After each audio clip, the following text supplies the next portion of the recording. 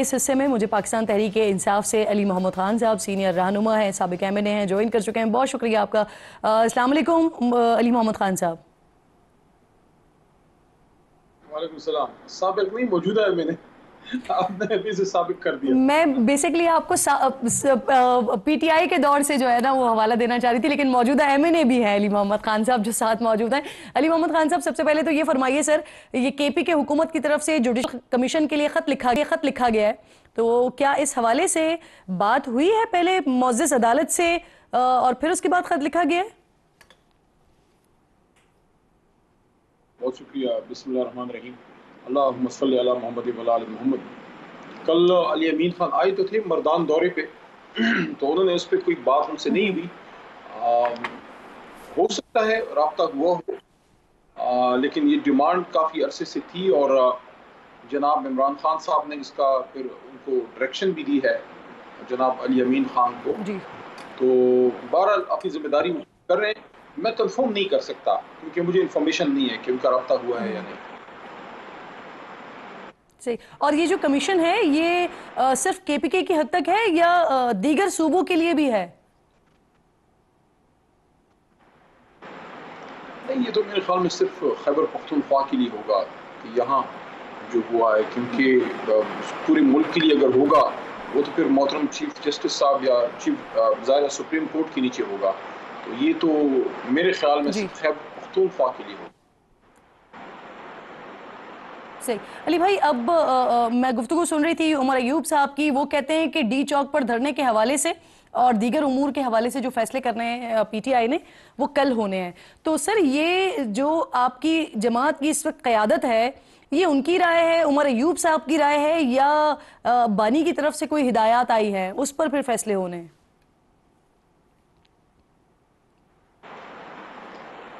एक दो दिन से मेरी मुलाकात खान साहब से नहीं हुई, मैं तो हल्के में हूँ, तो हो सकता है खान साहब ने डायरेक्शन दी हो, क्योंकि मुतअद्दिद बार जनाब उमर अयूब साहब ने ये बात वाज़े तौर पे की है कि जब कभी नेशनल वाइड कॉल होगी तो वो कॉल वो खान साहब के हुक्म पे देंगे। तो हो सकता है कि अभी जो पिछले जुमरात को मोहतरम अयूब साहब की और बाकी कुछ लीडरशिप की मुलाकात जनाब खान साहब से हुई, हो सकता है उसमें कोई डायरेक्शन इमरान खान साहब ने दी हो, क्योंकि अगर खान साहब की डायरेक्शन ना होती तो अभी हाल ही में हमारी कुछ core committee meeting, parliamentary party meetings हुई हैं, उसमें मोहतरम उमर अयूब साहब ने ऐसी कोई बात नहीं की।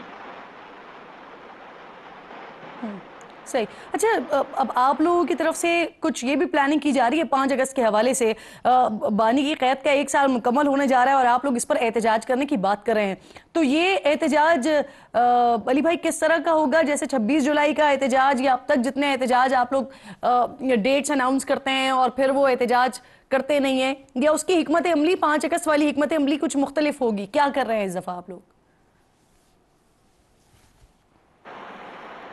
अगर नेशनल वाइड कॉल होगी तो उसकी हिकमत अमली फिर मुख्तलिफ बनानी पड़ेगी। और आपकी बात सही है कि 2 दफ़ा ऐसे हुआ है कि कॉल्स जो है वो पोस्टपोन हुई हैं।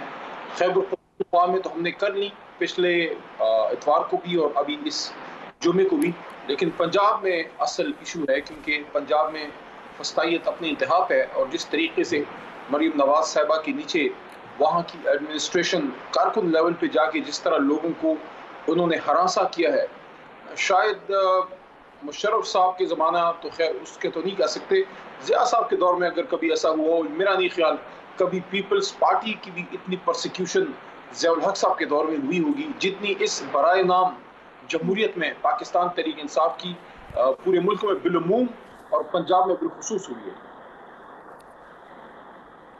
अच्छा, तो सर ये बताइए कि आज प्रेस कॉन्फ्रेंस में अली बिन असद कैसर साहब ने ये बात की है कि उनके जो 41 एमएनएज हैं उन पर दबाव डाला जा रहा है, वफादारियां तब्दील करने के हवाले से उन पर दबाव डाला जा रहा है। तो अब तो आप लोग ईसीपी में हलफनामे भी जमा करवा चुके हैं, तो फिर कौन लोग दबाव डाल रहे हैं और क्या किन वजूहात पे आप लोगों को लगा कि ये दबाव डाला जा रहा है? पंजाब में इशू है, खैबर पख्तूनख्वा में तो मेरे इल्म में कुछ ऐसा नहीं है। हमारी तो इधर वज़ाहिर अपनी हुकूमत है।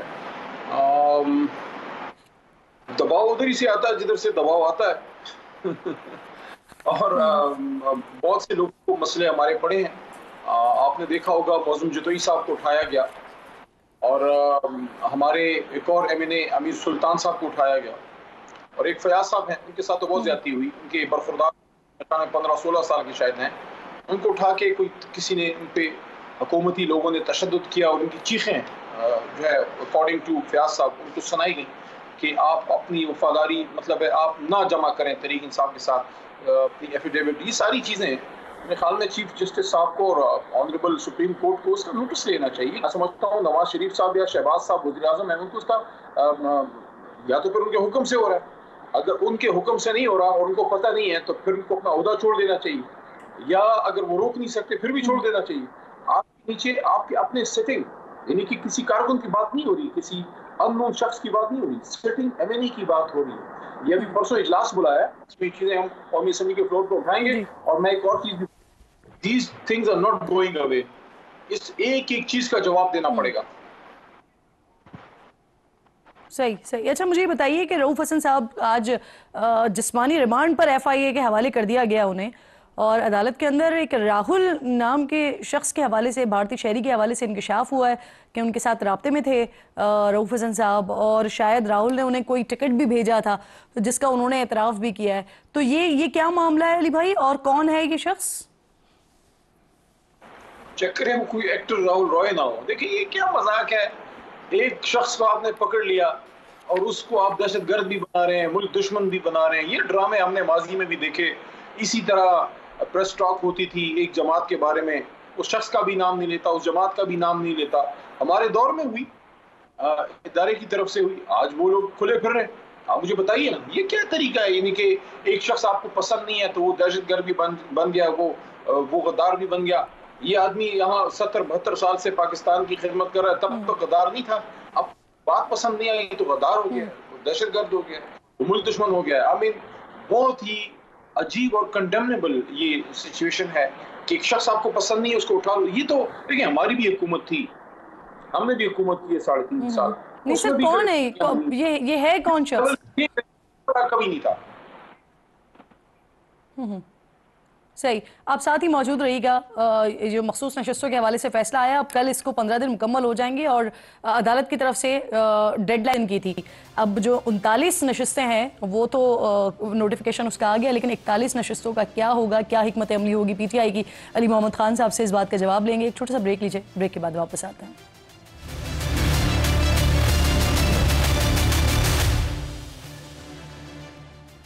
Welcome back once again. جی علی محمد خان صاحب میرے ساتھ موجود ہیں. علی بھائی آپ کے لیے سوال چھوڑ کر گئی تھی مخصوص نشستوں کے حوالے سے. 12 جولائی کو فیصلہ آیا، 15 دن اس کے مکمل ہو گئے. اب کیا کریں گے، کیونکہ 39 نشستوں کے حوالے سے تو نوٹیفیکیشن جاری ہو گیا، 41 نشستوں کا معاملہ ابھی رہتا ہے. تو اس کے لیے آپ لوگ کیا کرنے جا رہے ہیں؟ کیا عدالت کا دروازہ کھٹکھٹائیں گے پھر سے؟ دیکھیے الیکشن کمیشن نے کلیریفیکیشن کے لیے شاید کچھ لکھا ہے سپریم کورٹ کو. تو جس جماعت کو انہوں نے 39 لوگوں کی نوٹیفیکیشن نکال کے دی ہے، تو اب اگر وہ کہہ رہے ہیں کہ کوئی الیکشن کا ایشو ہے 41 سیٹوں کے لیے، تو کیا وہ 39 کے لیے نہیں تھا؟ ان کو بھی تو اسی تحریک انصاف میں آپ نے نوٹیفائی کیا ہے، تو آپ اگلے 41 کو بھی کریں. دودھ دے رہے ہیں اس میں مہنگنا کیوں ڈال رہے ہیں؟ دوسری چیز کیا ہے، بطور تحریک انصاف کے کارکن کے یا ایم این اے، بطور عام پاکستانی کے میں سمجھتا ہوں کہ مجھے دکھ اس چیز کا ہوتا ہے، اور لاء کے ایک اسٹوڈنٹ کے، میرے ملک کی سپریم کورٹ نے ایک فیصلہ کیا ہے. ایک دوسرا آئینی ادارہ ہے جو پابند ہے آئین کے مطابق، آرٹیکل 190 پابند کرتا ہے کہ آپ نے سپریم کورٹ کے فیصلے کے ایڈ میں آنا ہے. سپریم کورٹ نے فیصلہ کر دیا ہے 15 دن میں فیصلہ کرو، آپ اس میں ادھر ادھر کی ہاں کریں. یہ تو آپ 15 دن ختم ہو گئے نا، 16واں دن ہے آج. اب آپ کیا کرنے جا رہے ہیں؟ آپ کی اسٹریٹجی کیا ہے؟ آپ عدالت جائیں گے؟ دیکھیں سپریم کورٹ تو اپنا فیصلہ امپلیمنٹ کر دے گی، اس کو کرنا چاہیے، اپنی اتھارٹی اس کو اسٹیبلش کرنا آتی ہے، اور پیچھے اس کے آئین پاکستان ہے. اس بار فرق یہ ہے کہ اس بار تحریک انصاف پارلیمنٹ میں موجود ہے، صوبے میں موجود ہے، پنجاب میں موجود ہے، سینٹ میں موجود ہے.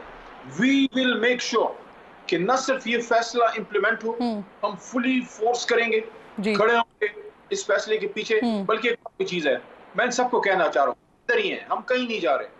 جو لوگ سپریم کورٹ کے فیصلوں کے خلاف جا رہے ہیں، الیکشن کو ان کے خدمت اقدس میں بڑے احترام کے ساتھ عرض یعنی کروں، آپ ایسا نہ آپ کیجئے. دیکھیے آپ دیکھ رہے ہیں، آپ تیل اور دیکھیے تیل کی دھار دیکھنا چاہتے ہیں، بیسیکلی آپ عدالت نہیں جا رہے اس معاملے پر، یہ کہہ رہے ہیں علی بھائی آپ؟ نہیں، دیکھیے سپریم کورٹ کا اپنا کام ہے، وہ امپلیمنٹ کرے گا. اگر نہیں ہوگا ہم پھر جائیں گے جی سپریم ٹھیک، کورٹ میں. میں یہ یعنی کہہ رہا آپ نہیں جا رہے ہوں بالکل آج کی یہ حکومت جو ٹھیک.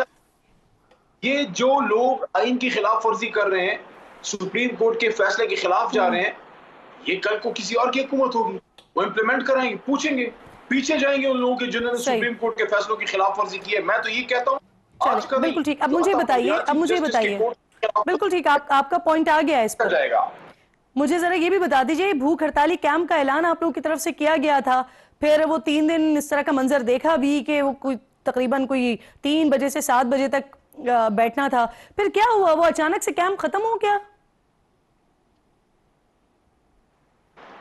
پرسوں پروٹیسٹ ہم لوگ تو کے پی کے آگے جہاں ہمارے اپنے حلقے ہیں، ہم نے وہاں اپنے جلسے کیے ہیں، جہاں میں نہیں ہو سکا. تو اب دوبارہ اگر یہ ٹوکن پروٹیسٹ کرنا ہے اس کا ہنگر سٹرائک کا، تو اس پہ پارٹی کل فیصلہ کرے گی، میٹنگ ہوگی. میرا نہیں خیال کہ اس کو کنٹینیو کیا جائے گا، کیونکہ اگر پراپر ہنگر سٹرائک کرنی ہے تو پھر شاید پورے ملک میں اس کو کرنا پڑے اور پھیلانا پڑے. میرا تو یہ ہوگا کہ اگر آپ نے کنٹینیو کرنا ہے پھر پورے ملک میں کریں، گلی گلی، نکڑ نکڑ، گاؤں گاؤں آپ پروٹیسٹ پھر لانچ کریں، بیٹھیں وہاں، تاکہ اس کا ایک امپیکٹ کریٹ ہو. یہ ٹوکن اچھا علی مقصد بھائی، صرف لیکن اپنا یہ جو ووٹ کیا پیش کرنا 4 تھا جو گھنٹے بڑے کا یہ جو علامتی کہہ لیجئے آپ کی نظر میں یہ صحیح تھا؟ یہ کوئی امپیکٹ والی چیز آپ لوگوں نے کی؟ کیونکہ 4 گھنٹے کے 8 گھنٹے میں تو پیاز بھی نہیں لگتی نا. تو یہ 4 گھنٹے کی علامتی طور پر بھوک ہڑتال جو ہو رہی تھی، وہ آپ کی نظر میں کیا تھا؟ ٹوکن سٹرائک تھی. ٹوکن آپ اس کو سٹرائک یا ہنگر سٹرائک واٹ ایور آپ اس کو کہیں، ٹوکن سٹرائک تھی. اگر فل فلیج جائیں گے وہ تو پھر ظاہر ہے کم از کم پورا دن تو پھر ہوتی ہے، میں پھر ہوگی. اس کا اگر فیصلہ ہوگا پھر اس کے پریکٹس کر ایفیکٹس رہے آپ تھے. کو پورے ملک میں نظر آئیں گے. جی صحیح. اچھا مجھے اب یہ بتائیے، جماعت اسلامی کا دھرنا ہو رہا ہے مری روڈ پر، اور یہ تیسرا دن تھا آج ان کا. آپ سے پہلے حافظ صاحب سے میں بات بھی کر رہی تھی، ان سے بھی میں نے پوچھا تھا آپ کے حوالے سے، کیونکہ آج اسد قیصر صاحب بھی کہہ رہے ہیں کہ آپ لوگ احتجاج اور دھرنے کے حوالے سے آپ لوگ بھی اپنی حکمت عملی پلان کریں گے کل. تو اگر جماعت اسلامی کی طرف سے دعوت آتی ہے تو کیا کوئی پاسبلٹی ہے کہ پی ٹی آئی ان کے ساتھ اسٹیج شیئر کرے، یا پی ٹی آئی ان کے دھرنے میں جائے؟ کیونکہ اسد قیصر صاحب آج ان کے مطالبات کی حمایت بھی تو کر رہے ہیں. پاسبلٹی کیوں نہیں ہو سکتی؟ جماعت اسلامی ایک اصولی جماعت ہے، اور میں سمجھتا ہوں پاکستان کی تمام جماعتوں میں سب سے زیادہ اس جماعت کے اندر ایک جمہوریت موجود ہے. تو وہ ہمیشہ اکاؤنٹیبلٹی کے لیے، کرپشن کے خلاف اور یہ دھاندلی وغیرہ کے خلاف، یہ ان کے تو اسی طرح موقف ہے جس طرح ہمارا ہے. اور ساتھ میں ہم نے ایک کام بھی کیا ہے. 13 سے 18 کے بیچ میں میں 5 آپ کا سال جملہ اکٹھے اس طرح حکومت سے کریں. لے لوں، مجھے کریکٹ کیجئے گا، ڈی چوک پر جماعت اسلامی اور تحریک انصاف ایک ساتھ ہو سکتی ہے؟ ممکن ہے. صحیح، آپ کہہ رہے ہیں ممکن ہے.